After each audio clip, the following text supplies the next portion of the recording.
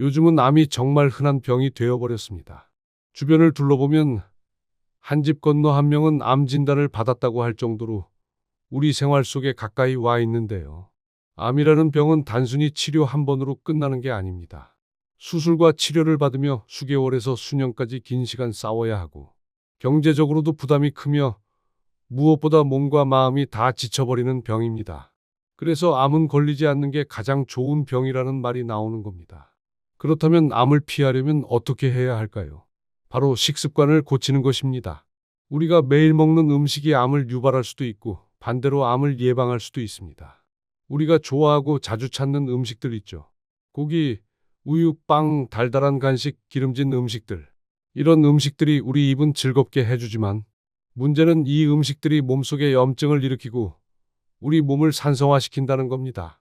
몸이 산성으로 변하면 어떤 일이 생기냐고요? 암세포는 산성 환경에서 더 활발하게 자라고 퍼집니다.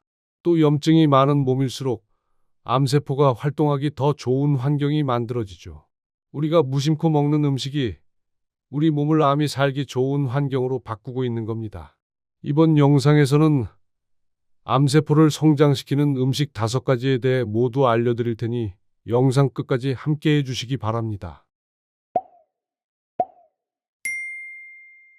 암세포를 성장시키는 첫 번째 음식은 육류입니다. 고기를 좋아하시는 분들 참 많으시죠? 삼겹살이나 불고기 같은 고기 요리는 우리 식탁에서 빠지기 어렵고 맛도 좋고 기운도 나는 음식이라서 자주 찾게 되는데요. 하지만 이런 육류가 우리 몸, 특히 암세포에게는 아주 좋은 먹잇감이 될 수 있다는 사실 알고 계셨나요? 육류를 자주 먹으면 우리 몸이 산성으로 바뀌는 경향이 있습니다. 산성화된 몸은 각종 질병에 취약해지고 특히 암세포가 자라기 쉬운 환경이 되는데요. 실제로 말기암 환자들의 대부분은 몸이 심하게 산성화되어 있다고 보고된 바도 있습니다. 고기를 소화하고 대사하는 과정에서 산성 물질이 많이 생기고 이로 인해 면역 기능이 떨어지고 염증 반응이 자주 나타나게 됩니다.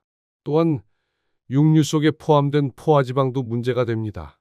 포화지방은 혈관을 막고 체내 염증을 증가시키는 주요 원인 중 하나인데요. 이러한 염증 환경은 암세포의 전이를 촉진시킬 수 있습니다. 특히 포화지방이 많을수록 암세포가 더 빠르게 자라고 퍼질 수 있다는 연구 결과도 있습니다. 그리고 우리가 자주 먹는 햄, 소시지 같은 가공육은 세계보건기구 WHO에서도 1급 발암물질로 분류하고 있습니다. 이런 가공육에는 아질산나트륨이라는 식품 첨가물이 들어있는데요. 이 물질은 위 속에서 화학 반응을 일으켜 발암물질인 니트로소아민으로 바뀔 수 있습니다.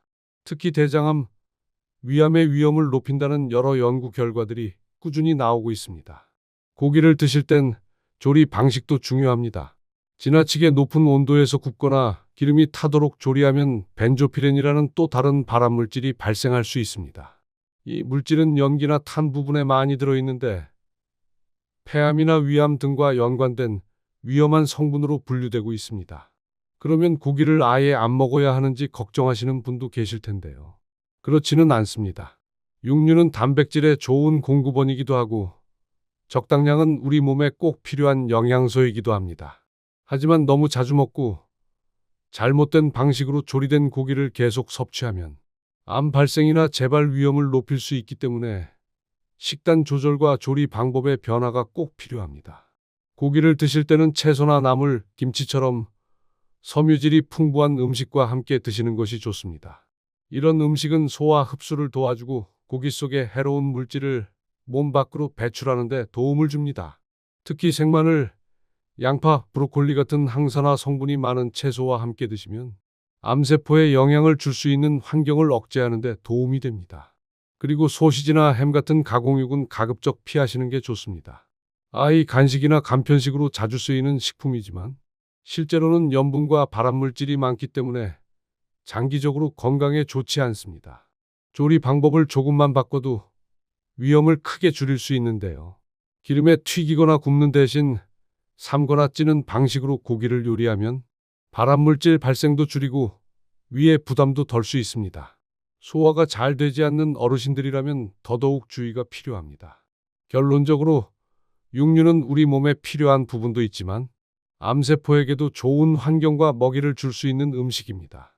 먹는 횟수, 양, 조리 방법을 점검해 보시고 식탁 위 고기의 양을 조금씩 줄이는 습관, 채소와 함께 먹는 습관을 들이시는 것이 건강을 지키는 데 큰 도움이 됩니다.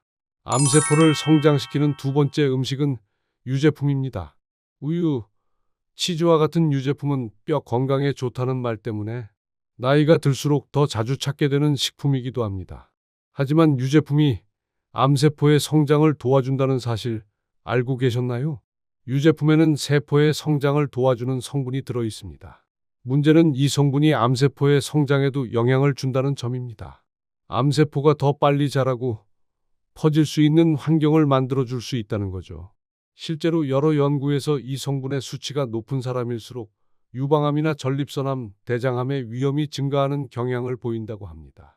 특히 여성분들의 경우 유제품 섭취가 에스트로겐 호르몬과 연관되면서 유방암과 관련된 연구가 많고 남성분들도 전립선암 위험을 높일 수 있다는 연구 결과가 있습니다. 또 하나 주의할 점은 시중에 판매되는 우유 중에는 성장 촉진제를 맞은 젖소의 우유가 있을 수 있다는 점인데요. 이런 우유에는 성장 호르몬이 과잉으로 들어있을 수 있고 이 역시 암세포의 성장에 영향을 줄 수 있는 위험 요인이 됩니다. 그리고 유제품은 일부 사람들에겐 소화 흡수가 어려울 수 있습니다. 한국인 중 많은 분들이 유당 불내증을 가지고 있어서 우유를 마시면 더부룩하거나 설사를 하는 경우가 많죠. 이런 소화 불량은 장의 염증을 유발하고 장내 면역력을 떨어뜨릴 수 있습니다. 면역력은 암을 막는 가장 중요한 역할을 하는데 장 건강이 무너지면 그만큼 암을 이겨낼 수 있는 힘도 약해지게 되는 것입니다. 그렇다고 해서 모든 유제품이 다 나쁜 건 아닙니다. 요거트처럼 유익균이 풍부한 제품은 장 건강에 도움을 줄 수 있기 때문에 되도록 당을 첨가하지 않은 발효가 잘 된 제품을 선택하는 것이 중요합니다. 다만 매일 마시는 우유나 커피에 넣는 동물성 유제품이 계속 쌓이면 암세포가 자라는 위험이 더 커질 수 있다는 점을 꼭 기억해 주세요. 요즘에는 우유를 대체할 수 있는 식물성 음료들도 많이 나와 있습니다. 귀리우유, 아몬드 우유, 두유 같은 음료들이죠. 이런 음료들은 세포의 성장을 도와주는 성분이 거의 없고 식이섬유나 항산화 성분이 풍부해서 오히려 염증을 줄이고 면역력을 돕는 작용을 할 수 있습니다. 특히 귀리로 만든 음료는 고소한 맛은 유지하면서도 위나 장에 부담이 적고 혈당 관리에도 도움을 줄 수 있어 유제품을 피하고 싶은 분들께 좋은 대안이 됩니다. 유제품은 뼈 건강에 좋다는 이미지에만 의존하지 마시고 암이나 염증과 관련된 질환이 있으신 분이라면 섭취를 조절해 보는 것도 건강을 지키는 데 큰 도움이 될 수 있습니다. 암세포를 성장시키는 세 번째 음식은 밀가루입니다. 밀가루로 만든 음식은 우리 일상에서 흔하게 접하게 됩니다.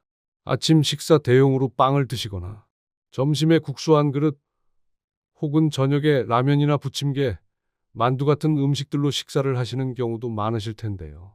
이처럼 우리 식탁에 너무 익숙한 밀가루 음식들이 사실은 장과 면역력 그리고 암과 관련해서는 좋지 않은 영향을 줄 수 있습니다. 가장 큰 문제는 밀가루가 장 건강을 무너뜨린다는 점입니다. 많은 분들이 모르고 계시지만 우리 몸의 면역세포 중 약 70에서 80%가 장 속에 존재하고 있습니다. 장이 건강해야 몸의 면역력이 제대로 작동할 수 있고 암세포가 생기거나 자라는 것을 막아낼 수 있다는 뜻입니다. 그런데 밀가루를 많이 섭취하게 되면 장 안에 좋은 균보다 유해균이 더 많아지게 됩니다. 특히 흰 밀가루처럼 정제된 탄수화물은 유해균이 좋아하는 먹이가 되어 장내 균형을 깨뜨리고 염증을 유발하는 환경을 만들게 됩니다. 또 하나의 문제는 혈당 상승입니다. 밀가루는 먹었을 때 혈당을 빠르게 올리는 성질이 있기 때문에 인슐린이 과다하게 분비되고 이 인슐린 역시 암세포의 성장 환경을 자극할 수 있습니다. 당뇨병 환자에게도 좋지 않지만 건강한 사람도 혈당이 자주 급격히 오르면 몸에 염증이 생기고 세포가 손상될 수 있습니다. 이런 상태가 오래 계속되면 암이 생길 위험도 커질 수 있으니 주의가 필요합니다. 또한 밀가루는 글루텐이라는 단백질 성분을 포함하고 있는데요. 이 글루텐은 일부 사람들에겐 알레르기 반응을 일으키고 장 점막을 손상시킬 수 있습니다. 물론 모든 사람이 글루텐에 민감한 건 아니지만 밀가루 음식을 자주 먹었을 때 배가 더부룩하거나 설사, 복통 같은 증상이 있다면 장에 무리가 오고 있다는 신호일 수 있습니다. 이러한 증상이 반복되면 만성적인 염증과 면역 저하로 이어질 수 있고 결과적으로 암세포가 자라기 쉬운 환경이 되는 것입니다. 그렇다고 해서 무조건 밀가루를 완전히 끊어야 한다는 뜻은 아닙니다. 중요한 건 정제되지 않은 곡물로 대체하는 것입니다. 흰 밀가루 대신 귀리, 현미, 보리 같은 곡물은 섬유질이 풍부하고 혈당을 천천히 올려주기 때문에 장 건강과 면역 유지에 큰 도움이 되는데요. 라면이나 냉동만두, 가공된 빵처럼 첨가물이 많은 밀가루 음식은 자주 드시지 않는 것이 좋습니다. 식사는 단순히 배를 채우는 게 아니라 몸의 세포 하나하나에 어떤 영향을 주는지 생각하면서 섭취하는 것이 중요합니다. 익숙하다는 이유로 계속 먹다 보면 그 익숙함이 어느 날 건강을 무너뜨리는 원인이 될 수 있다는 점 꼭 기억해 주시길 바랍니다. 암세포를 성장시키는 네 번째 음식은 설탕입니다. 식사 후 후식으로 달달한 커피 한 잔, 혹은 더운 날에 마시는 시원한 음료. 이런 음식들은 우리 기분을 좋게 만들어주지만 문제는 이 설탕이 암세포가 좋아하는 에너지원이라는 점입니다. 한 연구에 따르면 암세포는 정상세포보다 포도당, 즉 당분을 훨씬 더 많이 필요로 하고 설탕이 풍부한 환경에서 훨씬 더 빠르게 성장한다고 알려져 있습니다. 실제로 암 진단에 사용되는 PET 검사에서도 당분이 집중적으로 소비되는 부위를 찾아 암세포가 있는지 확인할 수 있을 정도입니다. 설탕이 몸에 들어오면 혈당이 급격하게 올라가고 이를 조절하기 위해 인슐린이라는 호르몬이 분비됩니다. 그런데 이 인슐린이 너무 과도하게 분비되면 세포의 민감도가 떨어지고 염증이 반복적으로 생기게 됩니다. 이러한 만성 염증은 결국 세포 손상과 암세포 성장의 밑거름이 될 수 있습니다. 더욱 조심하셔야 할 것은 단순히 단맛이 느껴지는 설탕뿐만이 아닙니다. 요즘 많이 드시는 가공음료나 간편식, 심지어는 시리얼이나 빵처럼 단맛이 강하지 않아도 숨은 설탕이 들어있는 식품들이 아주 많습니다. 특히 문제되는 것은 액상과당입니다. 탄산음료나 과일 주스에 많이 들어가는 이 액상과당은 간에서 바로 지방으로 전환되기 때문에 지방간을 유발하고 인슐린 저항성과 염증 반응을 높입니다. 이것 역시 암의 성장 환경을 만드는 중요한 원인 중 하나입니다. 여기서 한 가지 더 짚고 넘어가야 할 점이 있습니다. 많은 분들이 건강을 생각해서 설탕 대신 인공 감미료가 들어간 제품을 선택하시는데요. 이 인공 감미료 역시 문제가 될 수 있습니다. 대표적인 것으로 아스파탐, 사카린 등이 있는데요. 이 성분들은 장내 세균의 균형을 무너뜨리고 면역력을 떨어뜨릴 수 있다는 연구 결과들도 있습니다. 그렇다면 설탕을 완전히 끊는 게 답일까요? 사실 완전히 끊는 것은 현실적으로 쉽지 않습니다. 중요한 건 줄이는 습관을 갖는 것입니다. 가능하면 직접 만든 음식, 과일의 단맛, 천연 조청이나 꿀 같은 자연 유래 감미료로 대체하시는 게 좋습니다. 그리고 음료보다는 물을 드시는 습관, 과일 주스보다는 과일 자체를 선택하시는 것도 당분 섭취를 줄이는 좋은 방법입니다. 우리가 평소에 무심코 먹는 단맛 하나가 안에서는 큰 염증과 세포의 변화로 이어질 수 있다는 점 꼭 기억해 주셨으면 합니다. 입이 즐거운 만큼 그 대가로 우리 몸이 혹사당하고 있다는 사실을 알고 계셔야 합니다. 건강을 지키는 것은 절대 거창하거나 특별한 일이 아닌 작은 식습관 하나를 바꾸는 데서 시작된다는 점 꼭 마음속에 새겨주시길 바랍니다. 암세포를 성장시키는 다섯 번째 음식은 식용유입니다. 식용유는 우리 일상에서 빠질 수 없는 식재료입니다. 나물 볶을 때, 생선 굽거나 튀김 요리할 때 자주 사용하시죠. 그런데 이 식용유가 잘못 사용되면 암세포가 자라기 쉬운 환경을 만들 수 있습니다. 식용유 자체가 문제라기보다는 어떻게 조리하느냐, 그리고 얼마나 자주 어떤 종류를 쓰느냐가 중요합니다. 식용유는 열을 가하면 산화되기 쉬운 성질이 있습니다. 산화가 되면 트랜스 지방이나 과산화지질 같은 몸에 해로운 물질들이 생기게 되는데요. 이 물질들은 세포에 손상을 주고 만성 염증을 유발하면서 암세포의 성장과도 관련이 깊습니다. 온도를 높여서 튀기거나 볶음 요리를 자주 하시는 경우 기름이 고온에서 산화되면서 발암 물질인 아크릴아마이드가 생성되기도 합니다. 이 성분은 세계보건기구에서도 발암 가능성이 있다고 경고한 물질입니다. 튀김 요리를 자주 하다 보면 모르고 암을 유발할 수 있는 환경을 스스로 만들고 있는 셈입니다. 또 하나 조심하셔야 할 점은 한 번 썼던 기름을 재사용하는 습관입니다. 기름은 한 번 가열되면 성분이 변하기 시작하는데 이 기름을 다시 쓰게 되면 산화된 기름이 몸속에서 염증을 일으키고 이 염증이 결국 암의 씨앗이 될 수 있습니다. 그리고 요즘 흔히 쓰는 콩기름, 카놀라유, 해바라기 씨유 같은 기름들에는 오메가6 지방산이 많이 들어 있습니다. 이 성분은 적당히 먹으면 괜찮지만 요리를 할 때 자주 사용하게 되면 몸속에 염증이 생기기 쉬운 환경이 만들어집니다. 이런 염증 상태가 계속되면 암세포가 자라기 쉬운 환경이 만들어질 수 있습니다. 그렇다면 어떻게 해야 할까요? 가장 좋은 방법은 기름을 사용하는 조리법을 줄이고 찌기, 삶기, 데치기, 무치기 같은 방식으로 바꾸는 겁니다. 이런 방식은 식재료의 영양소 손실도 줄이고 몸에 부담을 덜 주기 때문에 암 예방뿐만 아니라 전반적인 건강 관리에도 좋습니다. 기름을 선택할 때는 조리 방법에 따라 고르는 것이 중요합니다.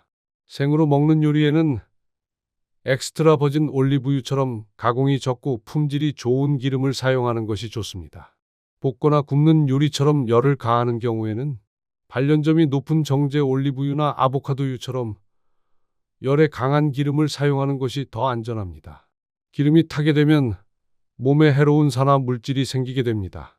이런 물질은 우리 몸에 염증을 일으키고 결국에는 암 발생과도 관련될 수 있기 때문에 어떤 기름을 사용하는지가 매우 중요합니다. 우리가 매일 사용하는 식용유. 이 기름 하나가 암세포에게는 성장에 필요한 영양분이 될 수 있다는 점 꼭 명심해 주시고 지금 사용하고 계신 기름이 과연 건강에 알맞은 선택인지도 점검해 보시길 바랍니다. 이번 건강여행에서 알려드린 정보를 꼭 실천하시고 건강한 내일을 맞이하시길 바랍니다. 영상이 도움이 되셨다면 구독과 좋아요, 알림 설정과 함께 건강을 나누고 싶은 분들께 이 영상을 공유해 주세요. 여러분의 건강한 일상이 이어질 수 있도록 건강 가이드가 함께 하겠습니다. 영상 시청해 주셔서 감사합니다.